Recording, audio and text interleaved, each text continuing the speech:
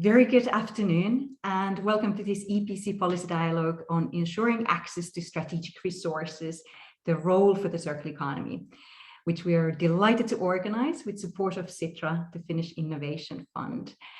I'm Annika Hedberg, Head of Sustainable Prosperity for Europe program at EPC, and I'll be moderating today's event.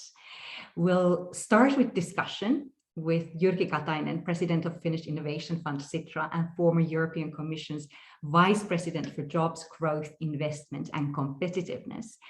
We'll have Olli Salmi, Director for Innovation Hub for North and Baltic Sea at EIT Raw Materials, joining us, as well as Hattie, Director of Governments and Institutions at Circular Economy, as well as Aurel Ciobanu, Dordea, Director for Circular Economy at DG Environment at European Commission.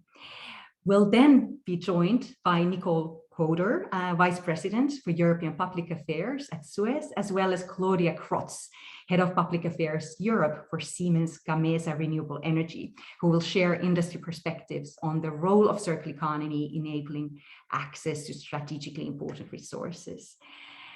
As a practical note, I should mention that as always, we hope to engage also with our participants and look forward to your questions and comments. And for this, if you're interested to ask questions, you can either click on the hand icon if you wish to speak, or alternatively, you can use the space provided to ask short written questions.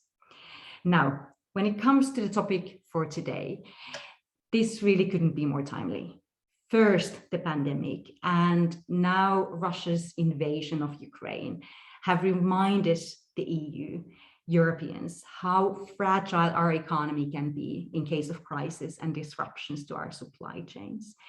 To enhance the EU's resilience, security, and long-term prosperity, we'll need to become better in ensuring access to relevant resources. We need to become better in using the resources we have.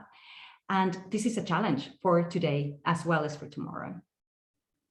If we are to achieve the goals of the Green Deal, achieve climate neutral EU that prospers, we'll need resources for this. We'll need different technologies, materials, components to improve our energy, mobility, and food systems.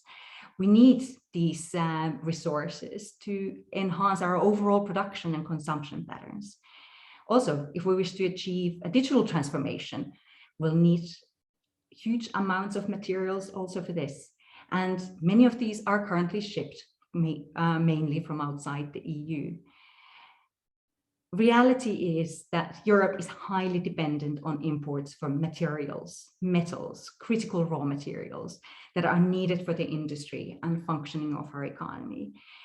And when trying to ensure access to these key materials, we of course need functioning supply chains, also outside the EU, but we also need to make better use of existing materials within the EU and reduce our import dependency. And so this is what we'll discuss today. What are the strategic resources we need to achieve the European Green Deal objectives? And how could we better build on the potential of circular economy to enable us this access to these resources? And with this introduction, I would like to hand over to Jyrki Katainen, President of Finnish Innovation Fund Sitra, to share his reflections. Thank you very much. The floor is yours. Thank you very much, Annika and EPC, for welcoming us and for co-hosting this very interesting event. Let me first say a couple of words about Sitra, and then I'll move forward to the circular economy. Sitra is Finnish Think, Do and Connect Tank.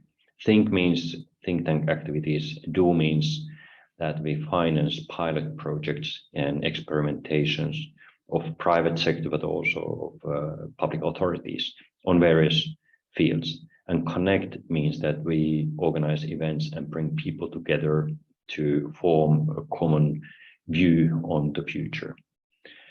Sitra has been involved in circular economy activities already for years. We actually brought the concept some 8 or 9 years ago to Finland, and we facilitated the world's first circular economy roadmap work, which was done by the government of Finland already years ago.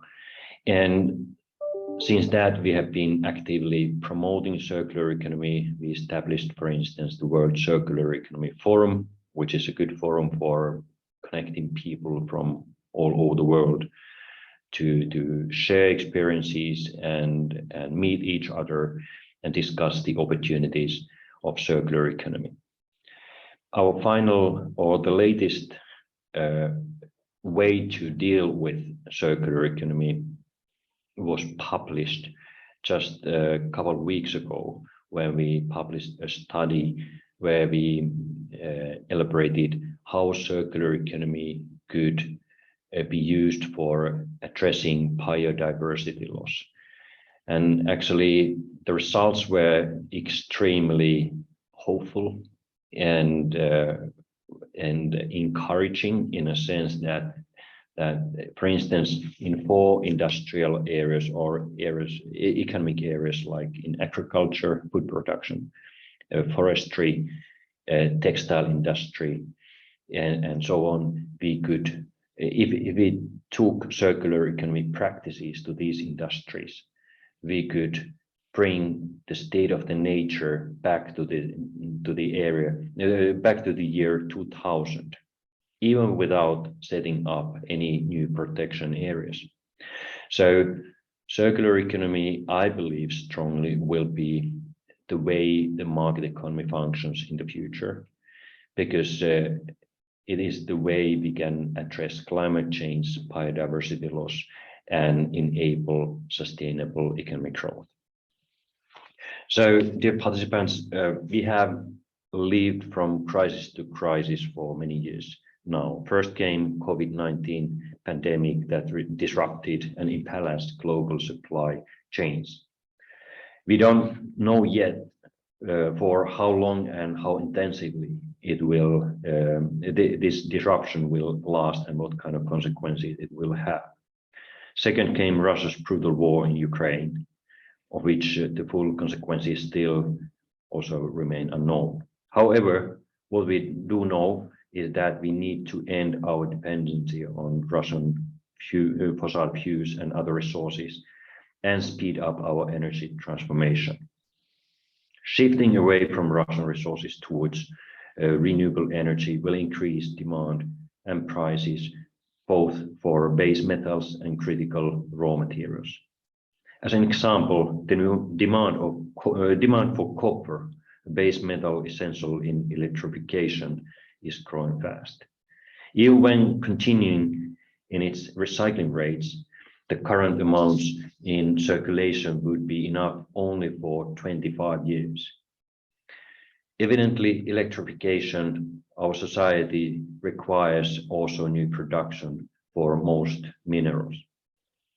This will also have implications on global trade of commodities. We should keep in mind that the EU is most dependent on China as a supplier of strategic products and raw materials. At the same time, energy transformation is in line with the latest IPCC report, which we must underline. We need drastically reduce greenhouse gas emissions. In order to avoid the dangerous consequences of climate change, Europe needs clean electricity and electrification of our industry and mobility. We need to increase our energy efficiency and the protection of our carbon sinks. The crises that affect our lives have shown that our economy is unnecessarily fragile, and that we need to secure access to raw materials, lower the environmental impact of our economic activity, and by that, increase resilience of our economy. The good news is that the circular economy can help in many ways. The circular economy provides us solutions and tools to address the environmental impact of consumption and production, and at the same time, it helps to secure resources for the use of our economy. The rationale behind circular economy can be described as two-sided, and now circular economy is needed more than ever. In year 2015, when the EU's first circular economy action plan was adopted, most focus was on material side. The action plan included measures to improve waste management, increase recycling and reuse rate of materials, and on creation of market for secondary raw materials. For example, the first action plan included a revision of EU's fertilizers regulation to boost the use of organic and waste-based fertilizers. Before this market regulation, fertilizers made of nutrient-rich materials such as animal manure or other agricultural residues and side streams couldn't access the EU single market. This change was driven by EU's position as highly dependent on imported phosphate, which is used to produce phosphorus fertilizers. There has been studies and research that the majority of crop needs for nitrogen and phosphorus could be covered by recovered and processed manure and other organic streams.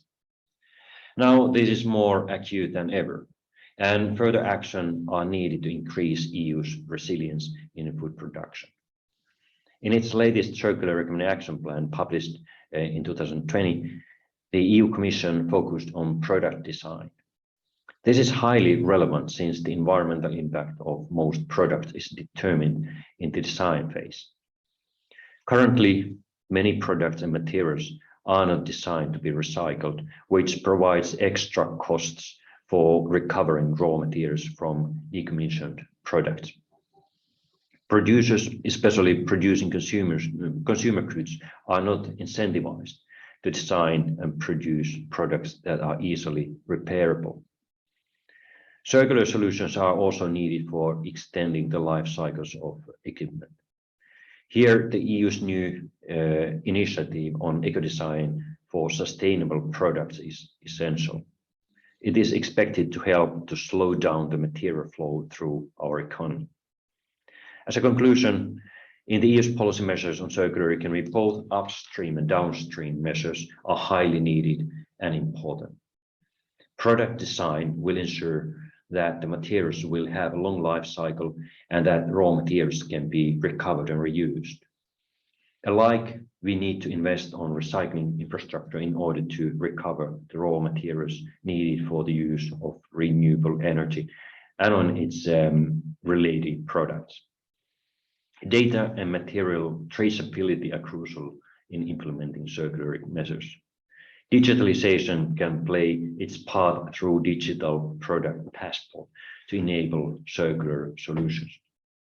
So, dear participants, most of us have been shocked by the brutal war in Ukraine and its consequences. Hopeful futures are needed at a time that seems hopeless. It is possible to build a more resilient and smarter, safer, and more sustainable future. The circular economy provides many tools and solutions to achieve the desired future. And now this is the time to implement this all. Thank you very much. Thank you, Jyrki, so much for that. And it was great that you already referred to the potential circular economy has for enhancing the resilience of energy and food systems, which certainly are under enormous pressure at the moment. So we'll be happy to come back to these reflections. And I was very happy also for you to refer to the role of digitalization as an enabler for circular economy, as that's actually one of those areas where also we at EPC have been working extensively and see that there is plenty of untapped potential in actually aligning these agendas. So happy to come back to that as well if we have time. As our next speaker, we have Olli Salmi, so for Director for Innovation Hub for North and Baltic Sea at EIT Raw Materials. Please, the floor is yours. Thank you, Annika, and thank you for the European Policy Center and Sitra for the kind invitation to come and participate in this event here today. So I work for EIT Raw Materials, which is a European organization geared to secure the sustainable supply of raw materials to the European industries. We also coordinate one of the European alliances called the European Raw Materials Alliance, which again is there to secure investment and also maintaining policy dialogue on the supply of raw materials to Europe. Now, from where we are standing, Europe is indeed at a defining point in terms of turning raw materials dependencies into strategic strength. So a 2020 World Bank Group report found that the production of minerals could increase by nearly 500% by 2050 to meet the growing demand for clean energy technologies. Now, this was all way before Russia invaded Ukraine, which resulted in another wake-up call in our efforts to build strategic autonomies and strengthening our resilience. The fragility of Europe's supply chains has again become quite evident, which also means that the ambitious objectives of a green and digital transition now have to be revalidated, and the mineral and raw material and metal demand need to be redefined. So this is the work that is now in progress. Still, there will be no Green Deal without critical raw materials, and this we need to boost through recovery from secondary resources as well as primary ones. The concept of circularity, the topic of today, of course, must continue to be supported by policy leaders, industry, and civil society. We see that recycling must become a major pillar of society rather than a side stream and a side activity. For recycling of minerals and metals to be scaled, responsible mining in Europe must begin. There is no alternative to that. Secondary and primary production go hand in hand.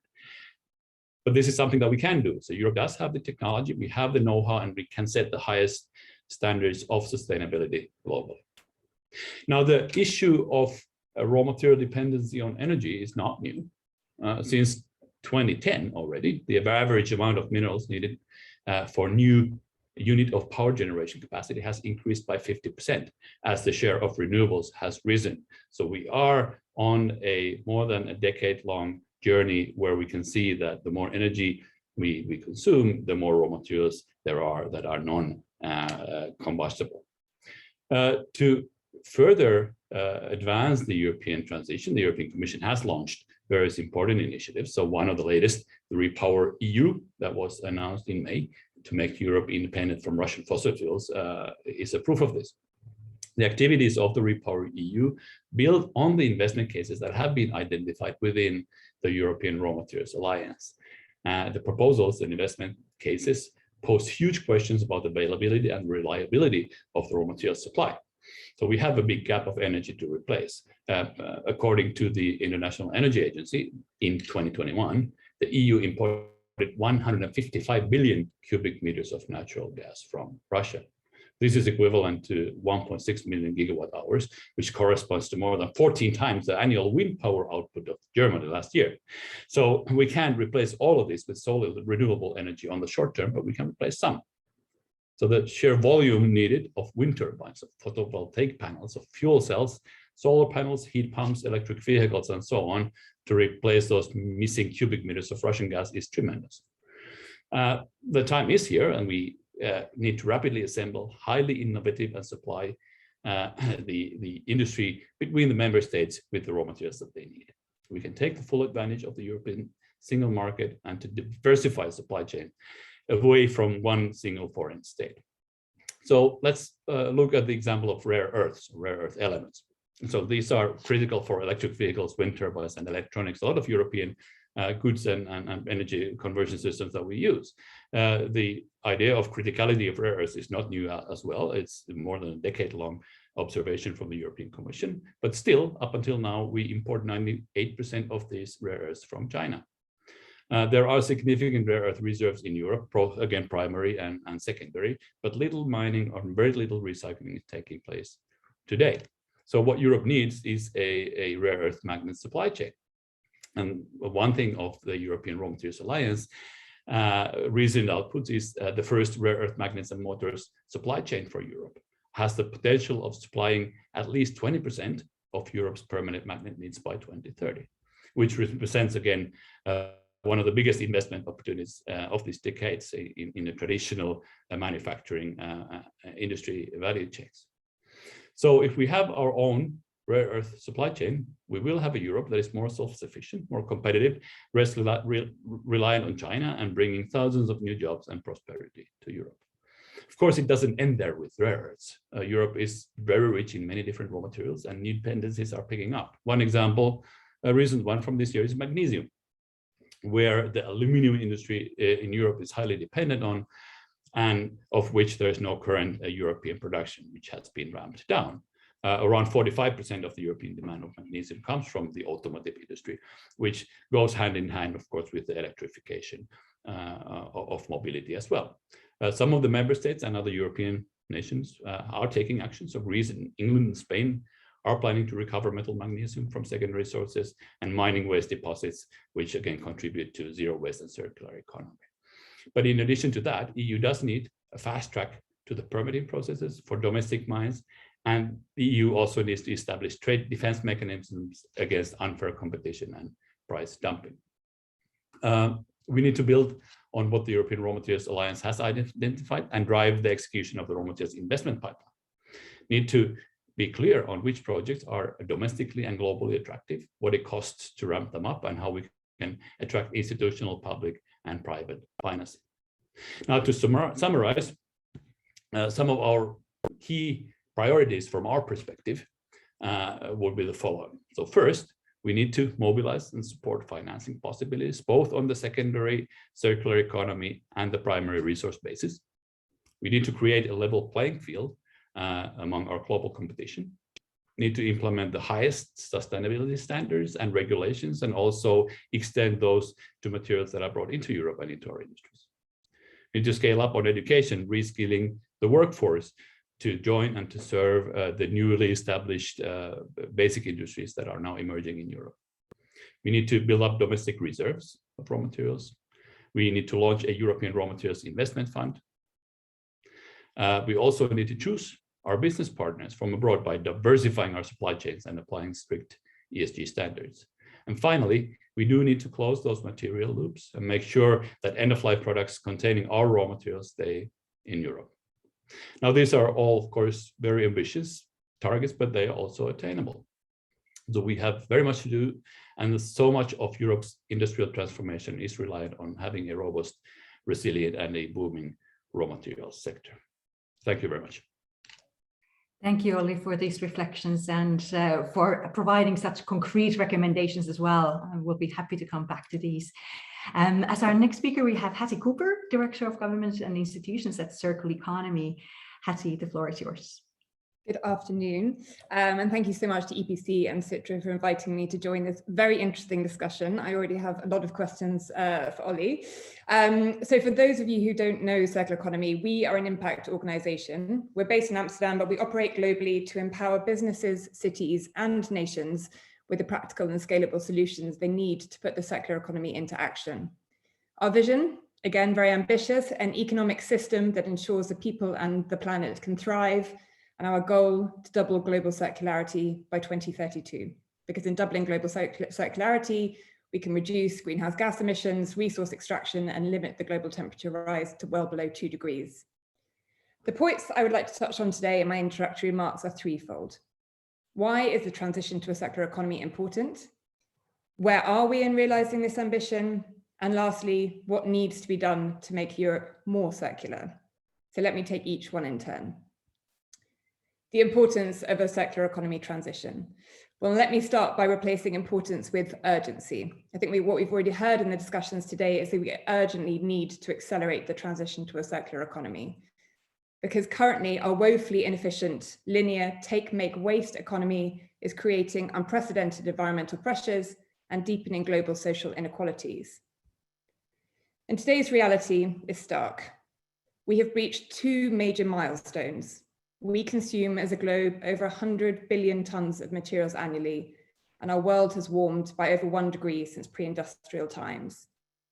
With a global population due to reach 10 billion by 2050, our current production and consumption patterns are just purely unsustainable. And in short, our current system is broken, and a major systemic shift is needed to tackle this. And this, of course, is where the circular economy comes to play. A circular economy aims to grow prosperity and social value while operating within the boundaries of our finite planet, making efficient use of the resources that we already have. And of course, the circular economy is critical for Europe to achieve its Green Deal objectives. Because to reach climate neutrality by 2050, Europe is highly dependent, as we've already heard, on the rapidly increasing input of critical raw materials that, put simply, outstrip the limits of our planet, exacerbate biodiversity loss and conflict, and perpetuate a dependency on unsustainable supplies. The circular economy reduces materials throughout by reusing, repurposing, and recycling the materials that we already have in use. So this is the importance or the urgency of the circular economy.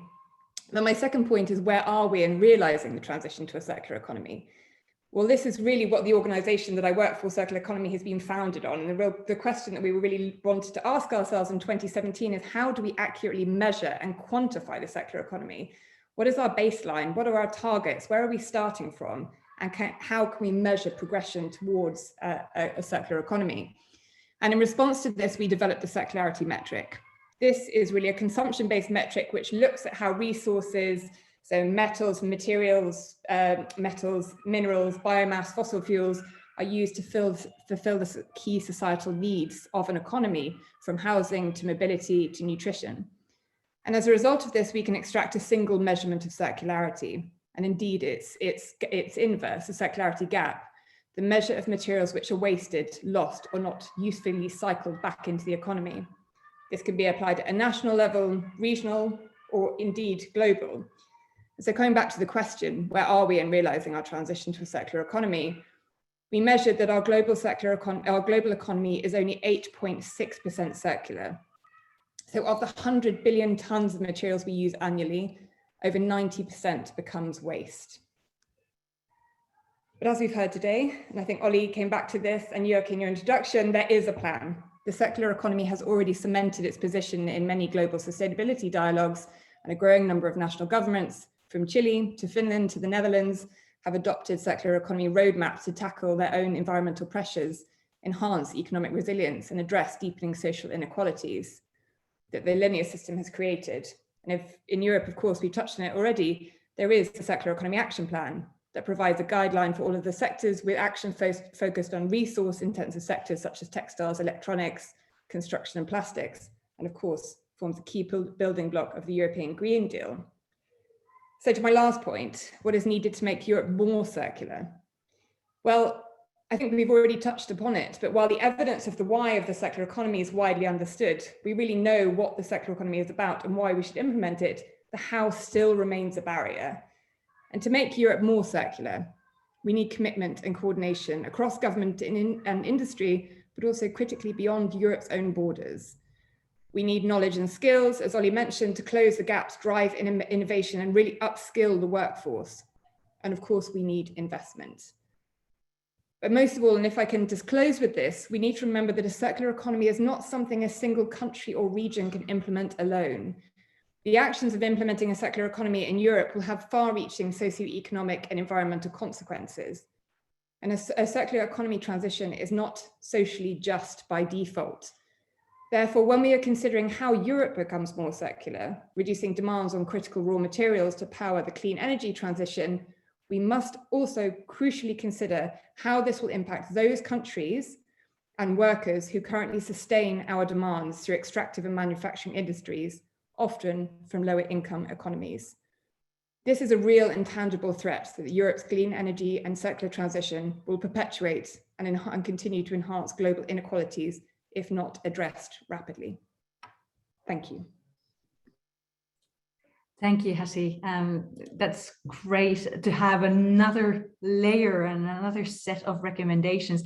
So I think Aurel and Ciobanu, Dordea, Director for Circular Economy at DG Environment at European Commission, obviously we're delighted to hear your reflections on where we are, where we should be heading. And if you have a chance already to react to some of the recommendations, concerns, hopes, and that we've heard, obviously very delighted to hear from you. Thank you. The floor is yours. Thank you very much, Annika, and good afternoon to everybody. And first of all, to my co-panelists, but also to the audience. Thanks a lot for the invitation to join you for this very interesting discussion, which has left me to a tight spot because everybody has said something very important about circular economy and the need to move towards a more circular economy in terms of critical raw materials. And like The Romans used to say in the past, those who arrive late at the feast are left with the bare bones. So I can only bring very limited added value after so many interesting ideas. And I would like to say that in particular, I share the narrative, and I appreciate the narrative that Hattie has presented about why we need a transition to the circular economy. And Prime Minister Katainen has very well formulated and recalled from his experience with the European Commission which were the antecedents of the action at European level in the area of circular economy. My spot is narrow, but in a way also easy, because it seems that everybody agrees about the need to move to a circular economy, and everybody agrees about the political imperatives and economic imperatives. And I think the COVID crisis, the pressure, the strain on supply chains, and also the Ukrainian crisis and the Russian war in Ukraine, which have been already mentioned here, have been wake-up calls, and they have showed us that the sustainability and environmental imperatives are not just the expression of a limited, even if horizontal interest, the interest of sustainability and environmental protection. They make economic sense, they make political sense, they matter from the perspective of strategic autonomy, that we all want for the European Union. So what can we do? I think there are two strands of action. First of all, to use as well as possible the existing critical raw materials that we have within the European Union on the market already. And I think an important tool to reduce our strategic dependence from critical raw materials is to increase the availability and the quality of secondary such materials from recycling, and to create a well-functioning EU market for secondary raw materials, as outlined in the second generation of the Circular Economy Action Plan adopted 2 years ago. We believe that through recycled content obligations, we can provide the demand pull catalyst to give confidence to investors in recycling facilities in order to increase the very low recycling rates and ensure the smooth expansion of the recycling sector in the European Union.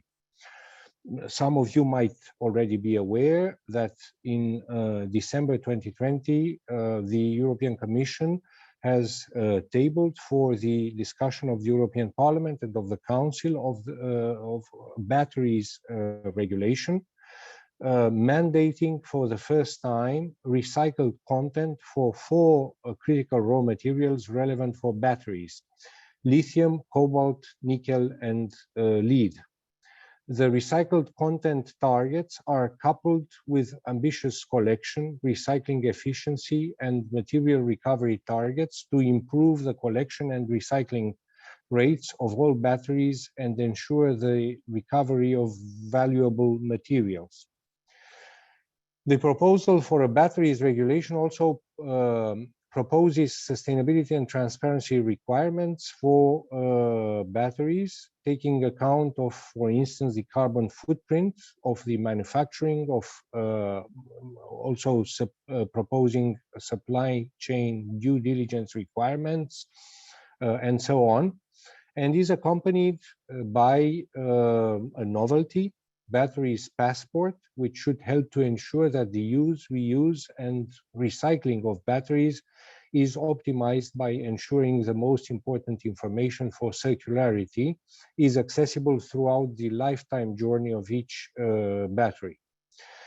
So I would say this is we have developed with this a model approach in respect of the batteries that we intend to emulate in other legislative proposals that I would say define the framework for product regulation in their areas of coverage.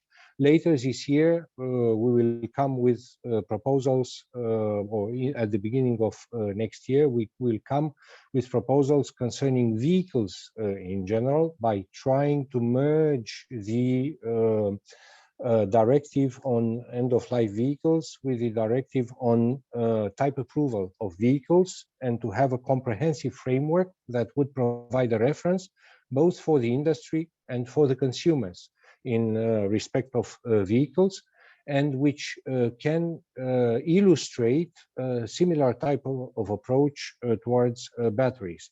Later on, maybe in a couple of years, the Commission could come with a reform of the Waste Electric and Electronic Equipment Directive, which would take a similar approach. But as Prime Minister Katainen has mentioned here, this is not sufficient, no matter how comprehensive it is. We need to think about how we maintain the products containing such critical raw materials as long as possible on the market. And we need, he has very well pointed out, towards the eco-design sustainable product regulation, which was adopted, the proposal for which was adopted by the College of the Commission at the end of March this year, and which brings forward a more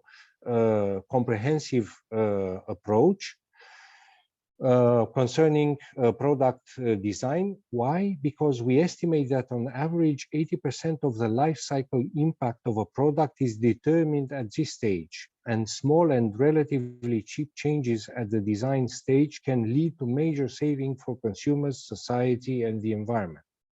So the eco-design for sustainable products regulation has, for instance, specified minimum recycled content for certain materials in certain products, enable feedback loops so that products are shared, reused, upgraded, refurbished, or remanufactured to get the most out of them before they become waste, and allows for the identification and tracking of critical raw materials in products in order to ensure that they are that when they are eventually thrown out, they are separated out for recycling. So this is a second strand of activity and of concern and interest for the Commission from a regulatory perspective. And this eco-design for sustainable products regulation represents a framework on the basis of which the Commission will later, through implementing acts, come up with product-specific minimum requirements that would turn these general features into concrete requirements. And we will do this not in an autocratic way, but we aim to organize a public consultation towards the end of this year in order to set up a work program to which the industry, but also the public opinion can contribute. And when we will bring forward the implementing acts that will turn the general requirements into specific product-related requirements, we will come up also with impact assessments. So this would be a second strand of concerns and activities from my perspective and from the perspective of Commission as a regulator. Let me say a few words also about a third concern and point of interest, which I think was mentioned richly, and Olli has commented on it. Of course, you can rely on sustainable design and on recycling to a certain extent, but we have realized by looking at the market and by making extrapolations, but also concrete studies, that the needs of the energy industry and of other industries cannot be covered only through recycling. So you need to exploit new materials, and you need mining, for instance. And I would bring to your attention, and I think to the attention of the industry, the need also to take into account the mining waste directive and in general the environmental regulations. Of course, we need acceleration of permitting. We need to redevelop the mining industry, the mining of critical raw materials as much as possible. It might not be possible for all the critical raw materials, but on some of them there will be possibilities. But we do not need to pit economic interest against the environmental interest. We need to learn from the 200 years of industrial or 300 years of industrial experience and of environmental interests in Europe, in order to develop balanced solutions. Because we have a sudden need for critical raw materials, we do not need to forget about the concerns about climate change or for the need to protect biodiversity or protect the environment in general. But we need to find solutions, and I think they are feasible and not theoretical. They are feasible also through innovation, but also through administrative streamlining that strike the fair balance between the industrial interests and the industrial urgencies, and also the legitimate and very public environmental concerns of our societies. So I would stop here and look forward to the questions from the audience. Thanks a lot for the opportunity. Thank you, Aurel. Great that you addressed and provided and reminded us of the specific case, the test case with batteries. I think that that's certainly interesting for our audience, and let's see if there are further questions on that. And thank you for providing this overview of some of the elements that are, and some of the developments that are taking place in creating this enabling framework for circular economy. Certainly there's a lot going on in this space, and I'll be happy to come back in the Q&A, also something already for you to reflect on whether we are doing enough and with the speed required, taking the demands and the urgency of action. So I'll be coming back on that. But thank you also for reminding us about the importance of balanced solutions and this comprehensive approach that strikes the balance between different interests. I think it's an extremely important point for the discussion of today as well. I'll ask Nicole, Couder and Claudia Grotz to join us when we're talking about circular economy, when we're talking about the practical implementation of circular economy. Industry obviously plays a huge role in this. So for that reason, we are delighted to have Nicole Couder, Vice President for European Public Affairs at SUEZ, and Claudia Grotz, Head of Public Affairs Europe at Siemens Gamesa Renewable Energy, to join us as well and to tell us, where do you think we are? What are some of the barriers and prospects you see for circular economy in enabling access to strategic resources? And let's start with Nicole. Happy to hear your thoughts. Thanks. Great. Thank you very much, Annika, and thank you very much to the speakers. Actually, we're really pleased to hear what you've been saying. We fully support it. I'd like to give you some examples. SUEZ is obviously a waste and water management company. And when it comes to raw materials, we're involved in the recycling of magnets, waste electrical and electrical equipment, aeolians and batteries from electrical cars. But not only, our activities in this domain are also continually expanding.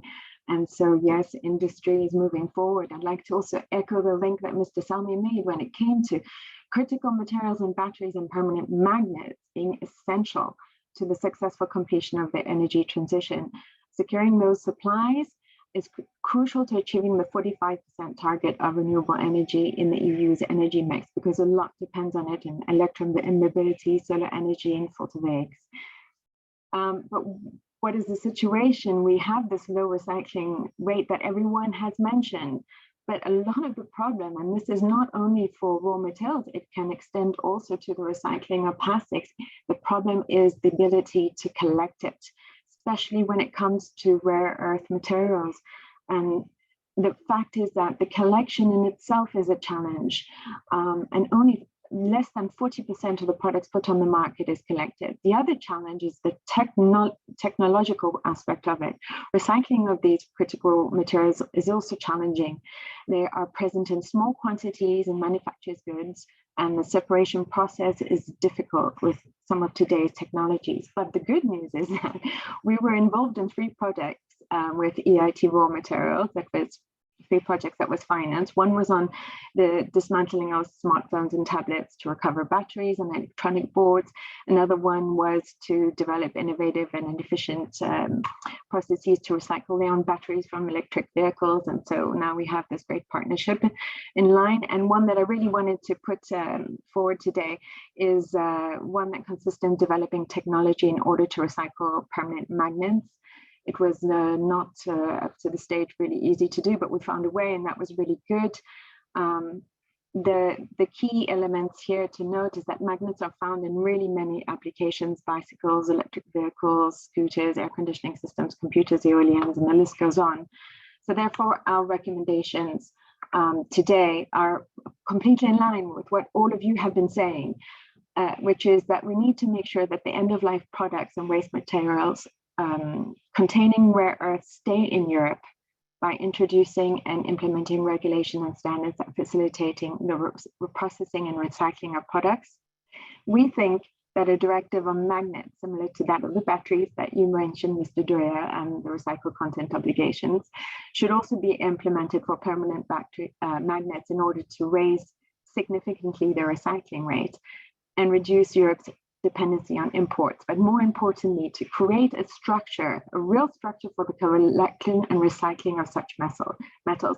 It's not so much a question of the demand for such metals, it's really creating that structure, which is the most important point. And finally, thank you, Mr. Katainen. There is indeed always also to recuperate phosphorus, and I'd like to put forward the fact that we find that in sewage sludge. And yes, indeed, the time is to move forward now. And thank you very much.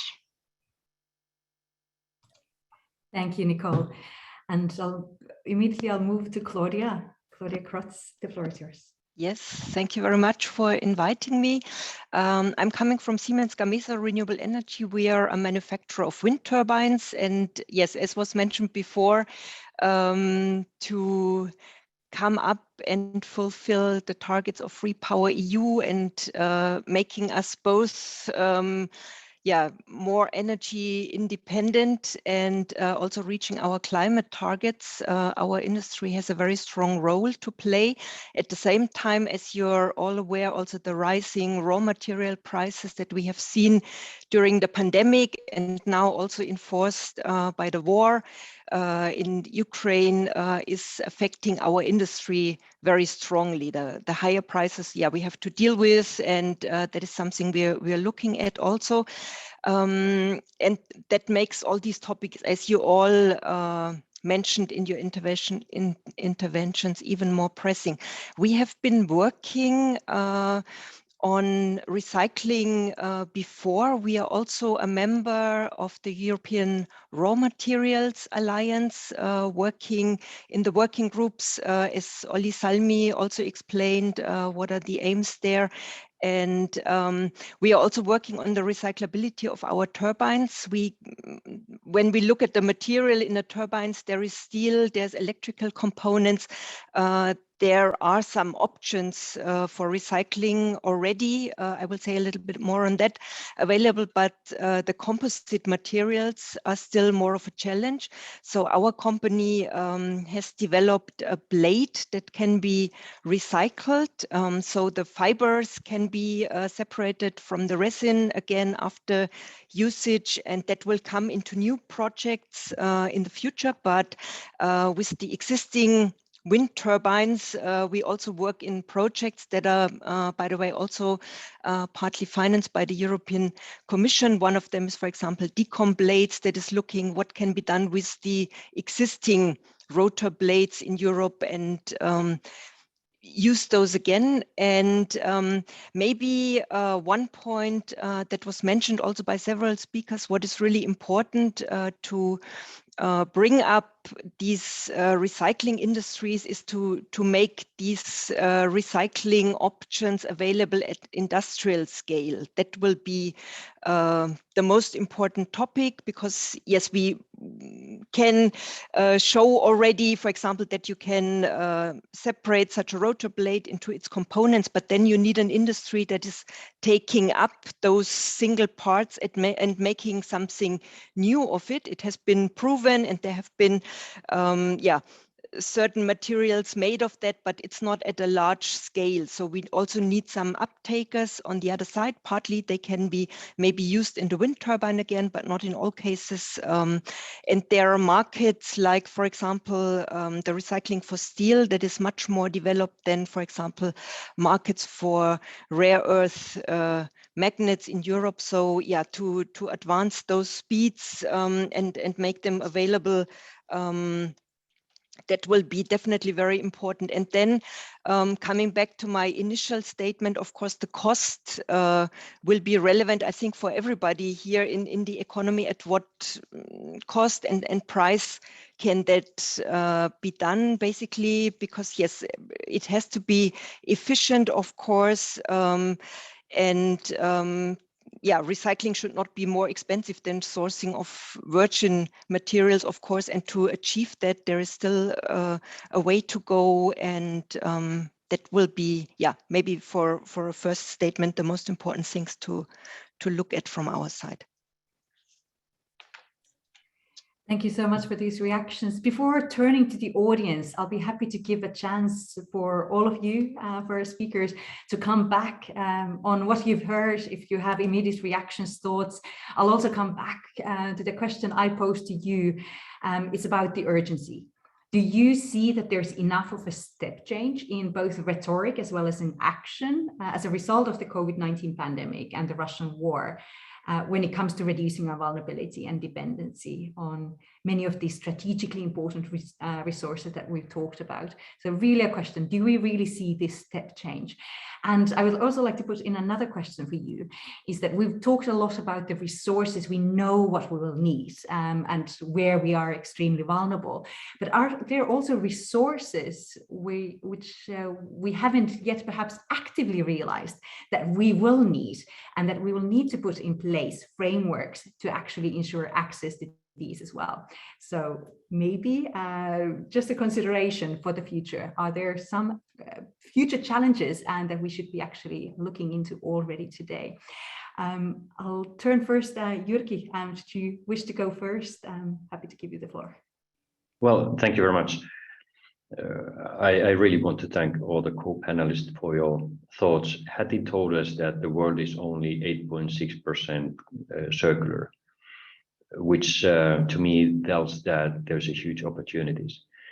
And now when the Russian war in Ukraine has shaken the value chains, one could say that the scarcity can be a good consultant.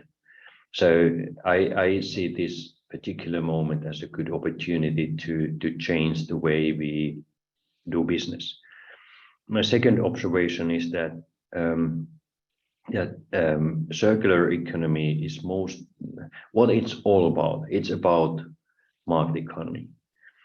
And we have to look at circular economy through private sector lenses.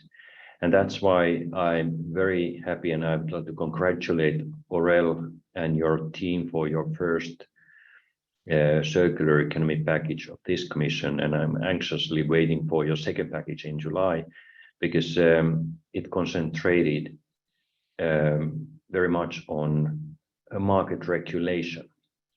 So in this case, market regulation, even though many companies are sometimes saying that the EU is regulating too much, but in this case, I see that circular economy market regulation is enabling regulation. It creates new market, and it enables businesses to change business models. It makes more sustainable, or it makes sustainable business models and some material use more profitable. And this is of utmost importance. So without letting private sector to do the trick, we don't have circular economy, and we cannot use market forces or market economy as a tool to address climate change or biodiversity loss. Great, thank you. Anyone else who would like to pick up on what you've heard so far and would like to react? Aurel. Oh, Hattie, please. And Aurel next. Thanks. I guess there's 2 points that I want to touch on. One is to talk about consumption and the role of consumers, because I think we're talking about the clean energy transition, yet if every member of the European Union buys 3 electric vehicles, we are back in exactly the same place that we have started from, and repeating the exact same position we're currently in. So that's just really the point I wanted to raise. We've recently measured the circularity of Sweden's economy. Sweden is one of the global frontrunners when it comes to the energy transition, but yet 96% of the resources still come from virgin raw materials because consumption rates are so high. So fundamentally, if we're looking at a circular economy from Europe, we have to start addressing these very high consumption levels. And the second point I wanted to raise, maybe this is a question back to the other panelists, is what I'm not necessarily hearing is, what the impact of Europe's circular economy transition is on lower and low middle income countries, and what is our responsibility to those countries in ensuring the circular economy is a global transition. And I hear time and time again that, we're closing the loops within Europe, but yet that those poorest in the world will continue to be the poorest because they will be the most disadvantaged by Europe's clean energy and circular transition. And it's only now that we're starting to hear that rhetoric about, what is the impact on global value chains and how can we ensure industries in the poorest countries are also shored up to make the circular economy a just transition. And also a question to Siemens and our other colleagues from SUEZ, how do they look at this and what do they feel the responsibility is to those countries? That's just a question back to everyone, really.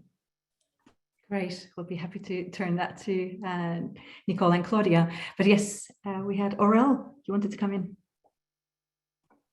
Yes, I wanted to say that I agree with Mr. Katainen that one major challenge is to get the private sector as involved as possible.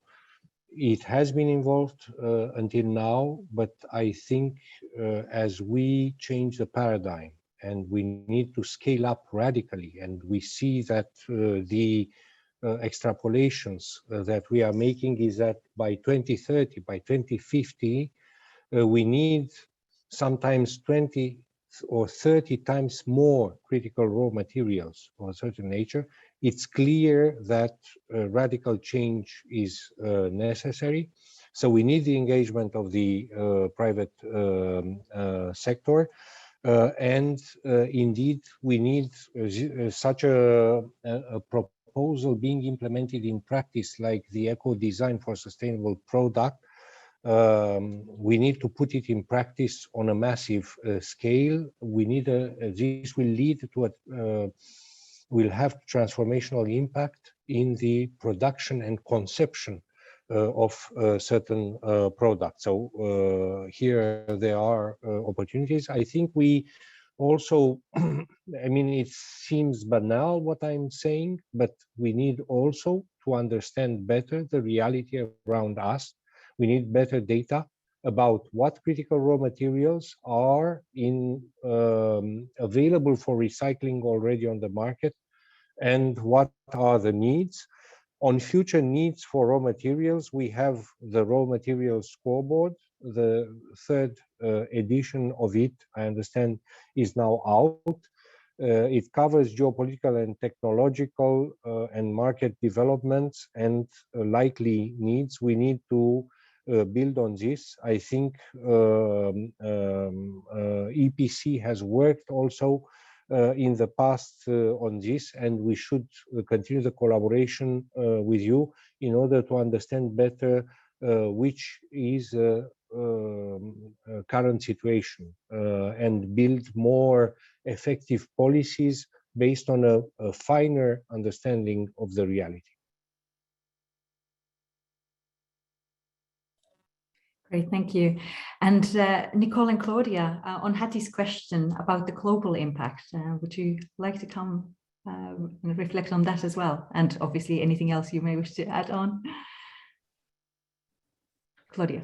Can you, yes, maybe Hattie, can you explain once again, do you mean with regard to the sourcing of the materials, or do you mean with regard, maybe, yeah, you can elaborate a bit more. I wasn't sure if I had fully understood your question. I think it's a couple of dimensions.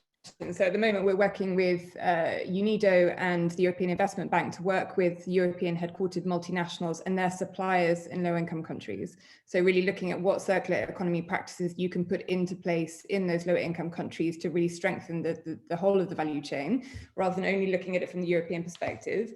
I was just wondering, from your perspective as an organization, you know, what your obligation is to also support your suppliers who are looking to transition to or continue the uptake of circular economy business models or practices, new technologies, you name it, or is it just largely the focus within Europe? Does that make sense? Yeah, I try also twofold. I think there's two things to that. There is, well, first of all, with regard to supply chains, I would say, I mean, there is legislation coming. I'm also based in Europe, so I'm looking at that. There is legislation, for example, in place in Germany already, a supply chain law that is looking at human resources, of course, but that requires also from us to look at our suppliers and our sub-suppliers, yes, how these topics are treated and that we do comply to the requirements. I think there is also possibilities or options on circularity, but that is relevant. And there is also, as you will certainly know, a European due diligence legislation in the making. And yeah, that is one where we are just following up what components it has and what it means. The second thing I would say is when we also look at the wind industry with regard to recycling of the components of wind turbines, that should be something and must be done also regionally. For the wind farms, we will not basically bring all the waste to Europe and do it there, or to bring it to one country, but we have production all over the world. We have a global footprint, and also our recycling would happen in the regions. It might be when we look at the European Union, and I think this was also mentioned before, maybe it doesn't make sense that every country for every component has their own recycling. It might make sense to do it, distributed in Europe and with some hubs maybe, but definitely that would be the same in the world globally, yes, that turbines can be recycled in India, turbines will be recycled in the US, because only that makes sense. I don't know if that answers into the direction of your question, but that would be what comes to my mind. Nicole. Yeah, SUEZ, as I said, is a waste and water management company, but we also have some solutions regarding air pollution. But it's a very local activity. And as a company, we are in various aspects and in various regions in the world. And through this, we do extend, obviously, our offers and try to move, let's say, regions that are, I'll take an example, have not the highest level of waste management techniques. We try to help them, get them to a higher level, like if you're going for open waste dumps, to maybe to landfills, to maybe to incineration, moving up the waste hierarchy, at least to get them a little bit forward, which creates local jobs because it's a local matter. Same goes for water. But above and beyond that, SUEZ as actions in re-employing people that are disadvantaged situations, giving them jobs. It's a sector that is easy to employ different, maybe lower skilled people, and upskill them into the level that they need to be. And so we have a whole team dedicated to that. So yes, But to answer your question, it is still a very local matter, no matter where you are in the world. Thank you. And Olli, I saw that you had a hand up as well. Don't know if you wanted to still come in. Yeah, thanks, Annika. Going back to your question, whether we're making a step change towards the green transition, and I was reminded of the battery example. I think that is a good example of what has happened. When the European Battery Alliance started around 5 years ago, we were involved also from the raw materials perspective, and that time there were not a single European producer of batteries, and now we've heard that Northvolt has produced their first batteries last year. We've heard announcements of up to 40 battery plants by 2040 to be built in Europe. So that's, I think that states a step change of sorts. However, the next question is, what is upstream? How do we secure that? And this is a blind spot for Europe right now, because most of the materials is coming from outside of Europe. We don't really know how it is produced and what is done, for instance, with the side streams or the byproducts that is coming out of that value chain. Now, Europe is building up capacity on cathode materials, anode materials, battery chemicals, and so on, but this is just work in progress and work starting. And there, I would say that the real benefit of circular economy lies indeed in the side streams and the unused byproducts of those facilities, which is a majority of the waste actually produced in the battery value chains. And there, I think this could be, of course, a benchmark globally, that we can do it in Europe in a proper way, but for sure we need to do it here locally. And there, of course, it's only one example, then that should be expanded to the solar, that should be expanded to the fuel cells and other value chains as well, that we can for sure see that both the primary and the secondary production are co-combined there. It might be interesting for the audience to know that there's not a single primary process in Europe right now being planned that would not be planned on recycling facility at the same time. So if you can take rare earth magnets, you can take batteries, all of those facilities are being built with the assumption that some level of secondary raw materials will come into those facilities. So we are already seeing a very strong integration of primary and secondary production in Europe. Thanks. Thank you very much. And I think it also makes me just remind ourselves that the potential also with this general understanding of industrial symbiosis and the fact that one's resource can be a resource for another, I think that there's still enormous unexploited potential in actually using this. So it's not just combining virgin with secondary material, but really making industries work together and seeing that we need to tackle these challenges together.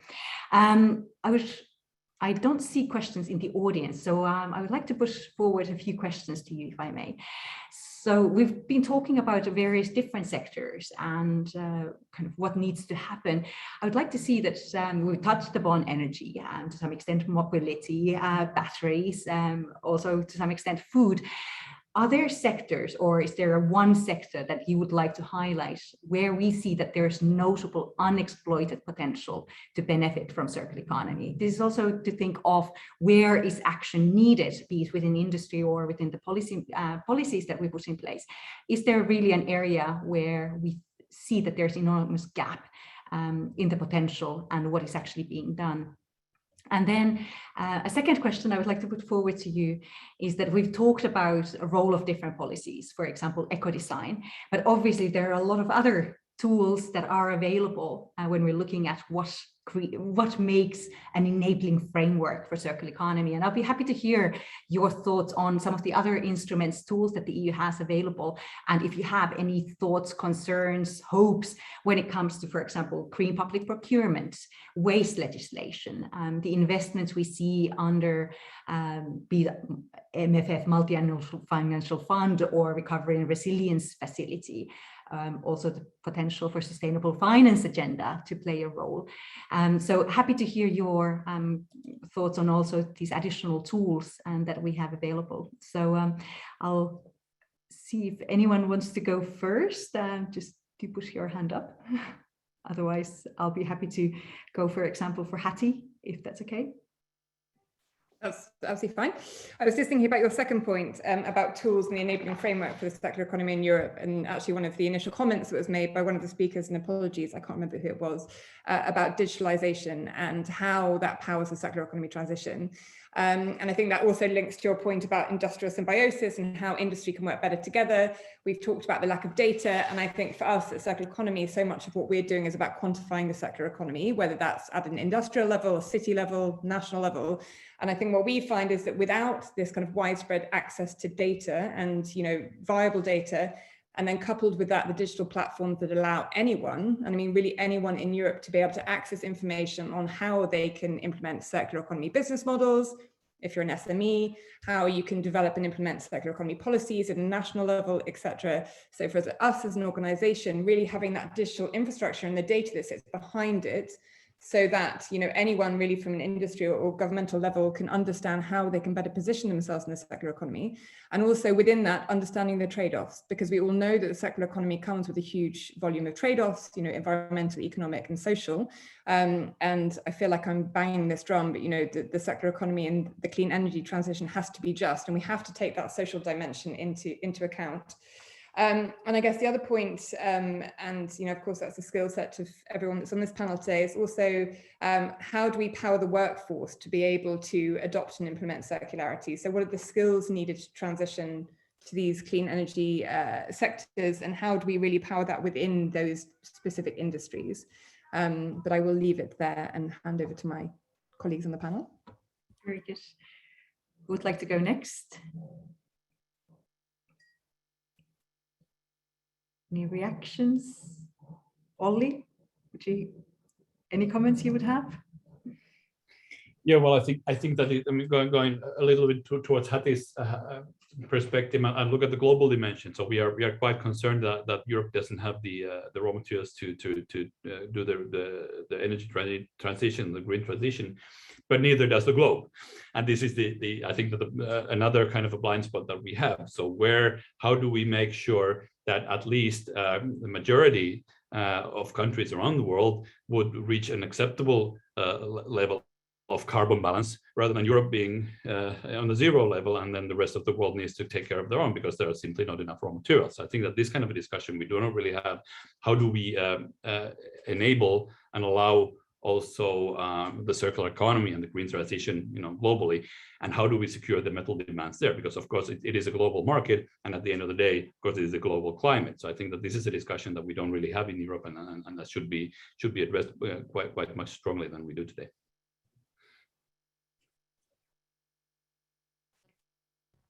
Thanks. Claudia, if I may, Annika, to your first question, because you were asking, is there any area that is totally untapped at the moment with regard to material? I do not think so. I think all the critical materials and those where everybody knows they are urgently needed, I think something is ongoing in all areas. Yeah, be it steel, as said, copper, resins, whatever. But I mean, as we said before, there are certainly different speeds and different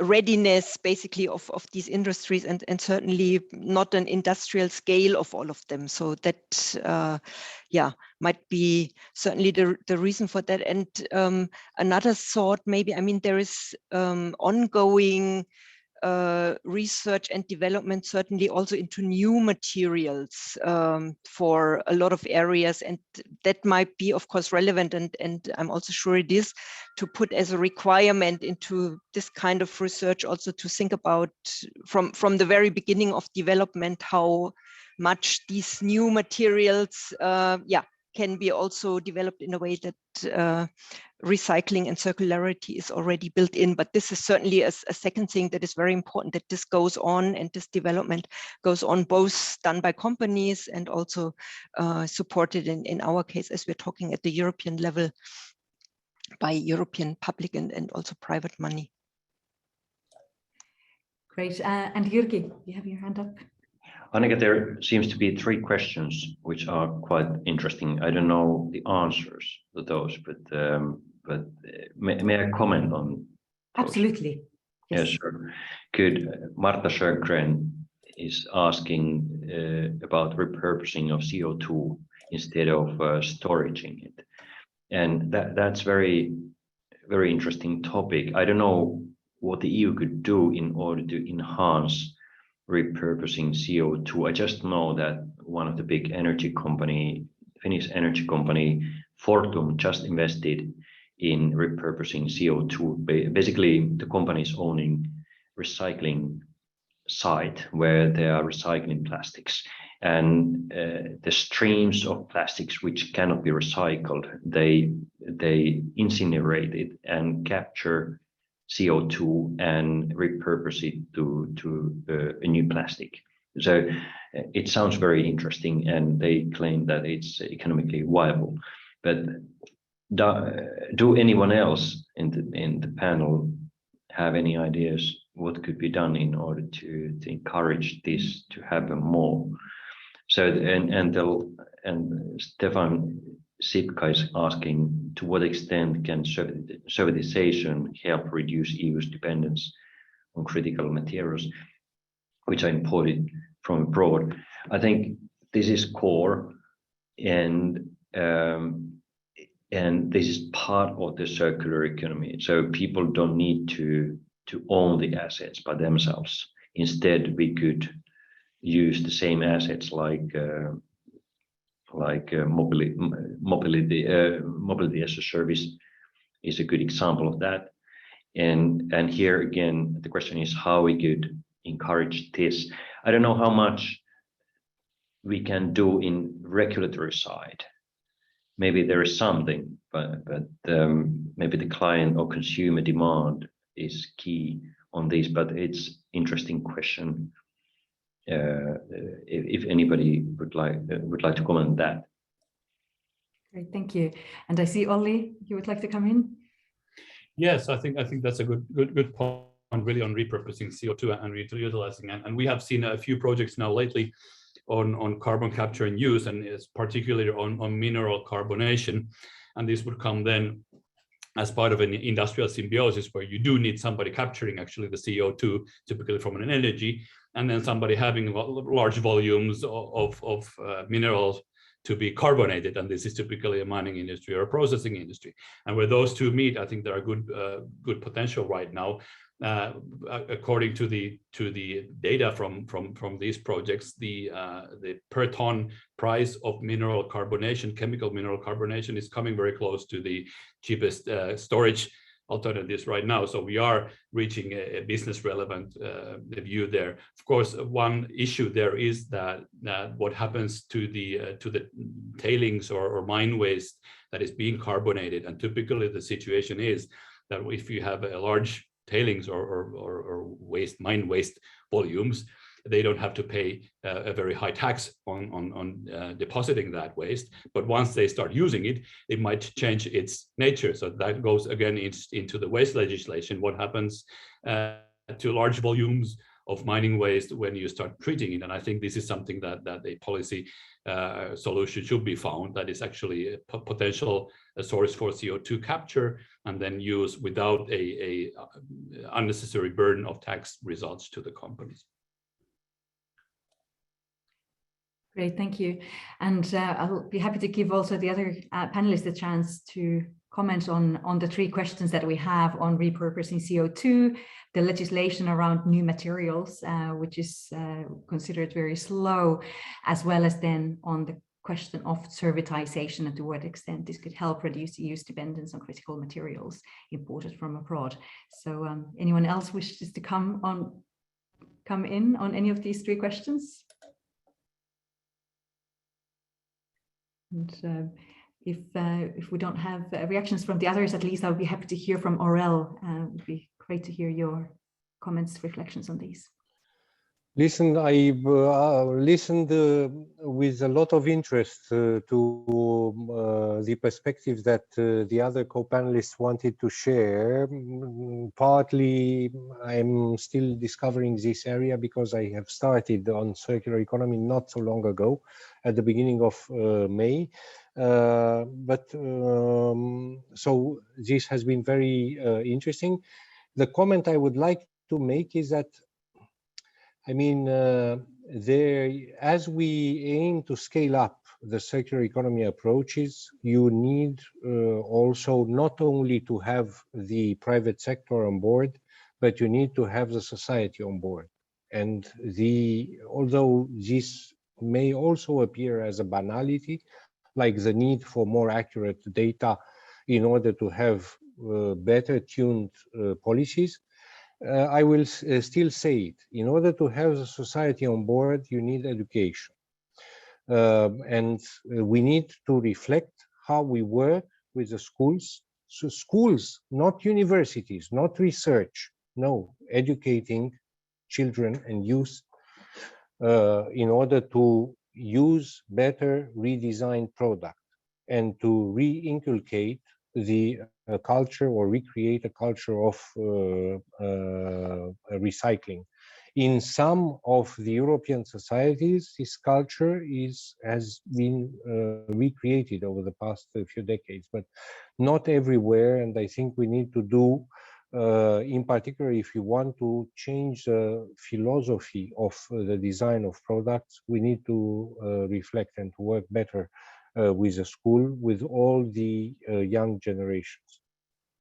So this is what I would like to contribute with. Thank you very much.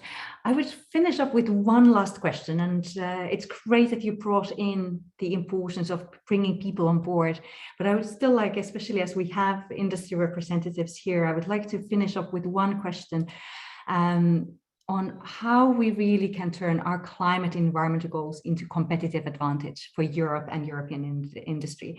We already heard from Jyrki, who said that scarcity is a good consultant, but I would like to hear from each of you in one sentence, what do you think needs to happen now that we really get on the right track and can help to turn the climate environmental goals into a joint action plan while we are trying to enhance Europe's competitiveness and obviously our resilience. So kind of if there's one key message you would like to leave to our audience today, we'd be happy to hear from you. So let's start with Claudia and Nicole, if that's okay. Yes, trying to unmute. Yeah, what can we do? I think it's with all matters that we're currently looking at when we look at renewable energy spread out and the increased build out we need much more speed everywhere. And there we come down to actually that we need dedication at all levels. In wind and in solar, it's, for example, permitting needs to be much faster. And I think that was something that was also mentioned before. This is not only for wind projects, for example, we are doing, but also for projects that we need maybe in other areas, that this needs to be done much faster. And yeah, we need sufficient people doing that. So maybe staff in authorities, but we need also legislation that enables them quickly to take decisions that are balanced, but also fast. So I think that will be is the biggest challenge, and that will also make it that if we look at the most important areas we want to change and then really look down to the last level of where it needs to be changed and enable everybody in that line really to do it. That's maybe a little bit of a broad answer, but maybe, yeah, explains the principle, because that's what we see today. Okay, we have a lot of targets, but how do we really implement them? And it needs to be done at all levels. And if somebody wants to do it, they also need to look at all levels. Thank you. Nicole? Thank you. So for what is important going forward, and I think what has been great that has been set out from the get-go is the European Green Deal and our climate ambition linked with that. I mean, that is it's a huge change. It's put Europe in the lead. It's put Europe as an example, and it's given industries such as us foresight. Foresight and where can we invest? How can we set things up to move things forward, especially as an environmental services company? Now, the thing is that today we have this ambition for Repower EU. And so here we have a situation where we must use as much of our resources to produce more renewable energy. But in fact, some of those resources are also being used on a circular economy perspective. So sometimes from an industry perspective, we can say, well, which is more important for the Commission? Is it energy, being renewable energy and the associated climate benefits? Or should we rather do it for circular economy? And I guess a lot also depends on the needs, but a lot is also judged by price and price and the demand, and obviously the accompanying legislation.